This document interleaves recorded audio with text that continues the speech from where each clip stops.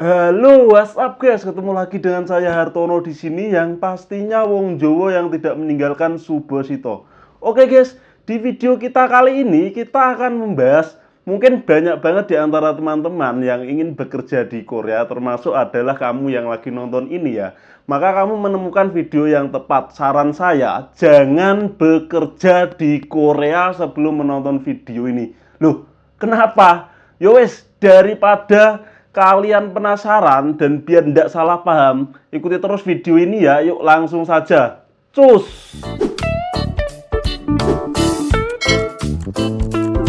Oke, langsung saja nggak pakai panjang dan lebar. Ini langsung saja tak bahas.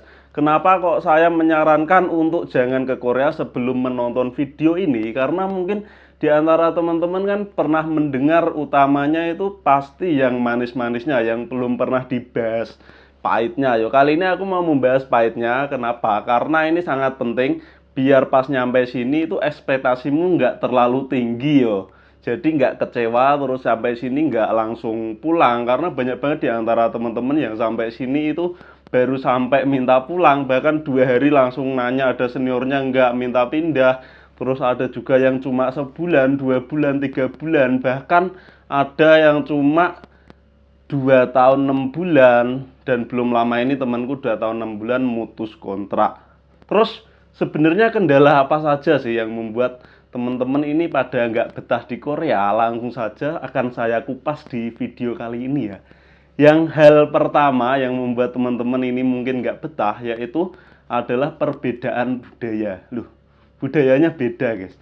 Dari cara kita makan pas pertama datang, makanannya pun beda, rasanya beda, nggak kayak makanan kita. Terus budaya kerjanya juga beda, yang udah pernah saya bahas juga. Misalkan kita harus berangkat ini 1/4 jam itu udah kita udah sampai di perusahaan.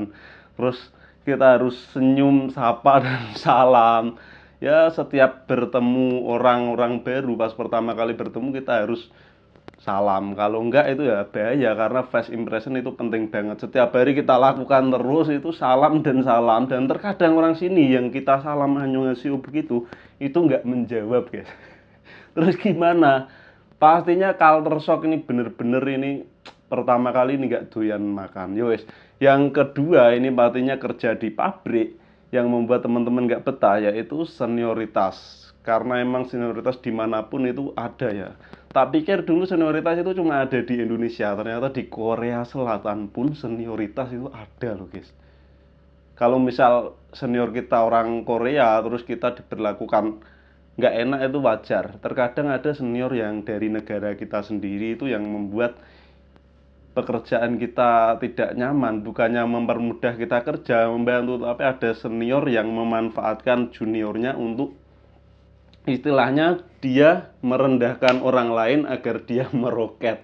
Tapi tak doain mudah-mudahan teman-teman nggak ketemu hal-hal seperti itu. Jika nanti ketemu mungkin yo harus siap-siap aja, jadi jangan bahas apa yang bayangin yang ekspektasi yang terlalu tinggi, kerjanya enak, gajinya banyak, temennya enak-enak. Itu kalau begitu pasti betah, karena kerja dimanapun pasti ada sisi negatifnya gitu.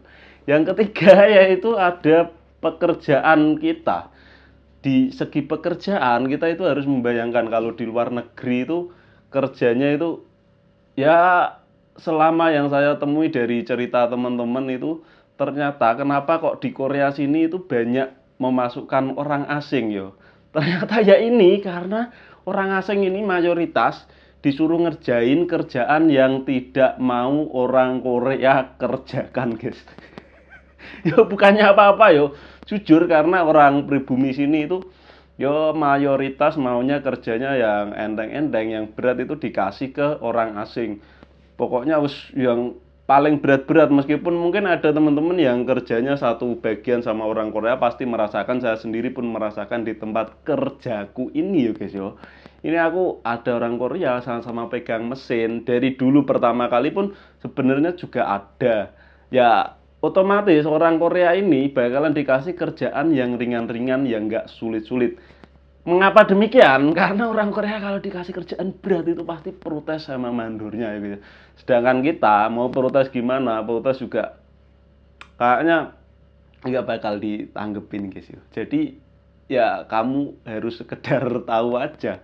Pokoknya jangan bayangin kerjanya enak gitu, jangan. Terus yang selanjutnya mungkin bikin teman-teman nggak betah, yaitu terkadang mikir itu gajinya di sini banyak lembur gitu ya. Tapi pas nyampe sini ternyata nggak ada lemburnya, kerjanya nggak nyaman, fasilitas juga nggak sesuai. Seperti di video podcastku pun ada yang andai aku tak ke Korea itu, ada yang mendapat perlakuan nggak enak, bahkan asramanya pun istilahnya dalam tanda kutip tidak layak ya guys ya. Tapi gimana lagi, ini meminta pindah itu pun sulit guys, karena kita pindah di sini juga dijatah tanpa tanda tangan dari perusahaan, itu kita nggak bisa pindah guys. Jadi harus dapat tanda tangan yo. Ada yang sampai sidang-sidang, terus bahkan ada yang sampai rela kabur guys, karena nggak boleh pindah.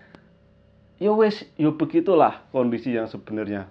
Terus yang berikutnya mungkin kalau misal tadi pabrik sepi kan pindah nggak bisa yo. Ini pabrik rame guys, pabrik rame pun dilema guys. Kita dapat pabrik rame, kita itu bener-bener nggak ada liburnya, kerja itu bisa sampai overtime, bukan cuma 12 jam yo, bahkan bisa sampai 16 jam. Ada juga teman-teman kita yang kerja itu mulai berangkat jam 8 pagi, terus pulang itu sampai jam 4 pagi loh. Berapa jam itu kerja? 8 sampai 4. Wah, pokoknya panjang banget guys. Itu hampir 24 jam kerja loh. Istirahatnya berarti cuma jam 5, 6, 7, 8. Istirahat 4 jam berarti 20 jam kerja. Bayangke. Terus kalau misal mungkin nggak rame-rame banget, yang pernah saya alami dulu kerja 12 jam nggak pernah libur sama sekali. Itu emang gajinya banyak, bener yo, tetapi di badan kita juga rasanya, Masya Allah, naudzubillah, capek banget guys, badan kayak remuk. Bahkan itu ada satu kejadian aku sakit. Ini beneran real, saya sendiri yang ngalami.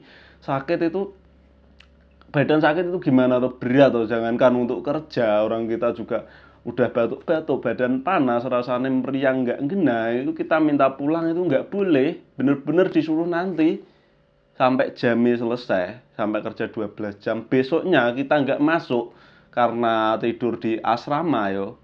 Aku diparani guys, disuruh turun untuk kerja. Aku udah ketahuan ini sakit, padahal udah bilang kemarin dari rumah sakit, tetapi dipaksa untuk kerja karena memang sibuk sampai kayak gitu loh, kayak ya sampai nggak, saya katakan ini bener-bener ini, aduh edan nih aku ngono. Dan akhirnya yang waktu itu aku terus bisa pindah keluar, tinggal di asrama. Itu lebih enak, maksudnya nggak tinggal di asrama, itu ngontrak sendiri bareng temanku solusinya yuk guys yuk. Tapi sebenarnya nggak boleh sih tanpa izin, maksudnya surat izin tempat tinggal itu, tinggalku ya angger-angger sih di sini.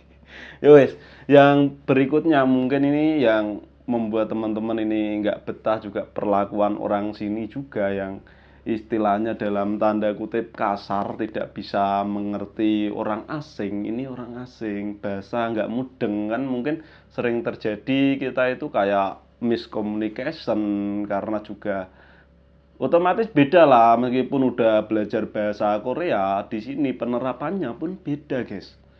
Mungkin ya wes beda karena pelafalan itu, saya pun sampai sekarang pun masih sering terjadi miscommunication. Misal ada mandor nyuruh ini pun saya masih agak bingung, entah karena aku yang tell me apa gimana, atau mungkin teman-teman ini juga yang nonton ngalami juga mungkin lah nanti pasti. Ya wes, terus kadang itu ada orang sini itu kalau misal kita nggak mudeng ya guys, miso itu merupakan hal yang biasa loh. Sipal seki, kiseki ya, terus tore, semua kata-kata kasar itu dengan ekspresif banget mereka lontarkan ke kita, pabu ya gitu. Udah biasa guys. Bahkan yang nggak segan-segan itu langsung nampar. Itu temen bahkan ada yang bener-bener ditampar sampai dilaporin ke polisi. Nanti di video berikutnya mungkin akan tak hadirkan buat cerita yo. Itu bener-bener dramatis guys, di tempat pabrikku kerja dulu. Nanti kalian ikut terus di sini makan itu. Yang terakhir, ini paling berat sekali, jujur itu jauh dari keluarga. Meskipun masih ada bisa kita telepon, video call, tapi rasa kesepian, rasa rindu keluarga, rindu kampung halaman, mungkin itu kalau kita ketemu tiap hari mungkin kan nggak ada hal yang kayak istilahnya biasa saja ya, tapi ketika kita jauh dari keluarga itu, apalagi pas kita sakit guys, itu berat banget guys. Biasanya yang anak manja ini yang biasa lek sakit dimanja-manja wong tuane sama saudara-saudara nih gitu, ada yang ngeroi di sini. Syukur-syukur kalau ada orang Indonesia, sama-sama orang Indonesia bisa keroan bareng guys, tapi kalau nggak ada wis berat banget guys.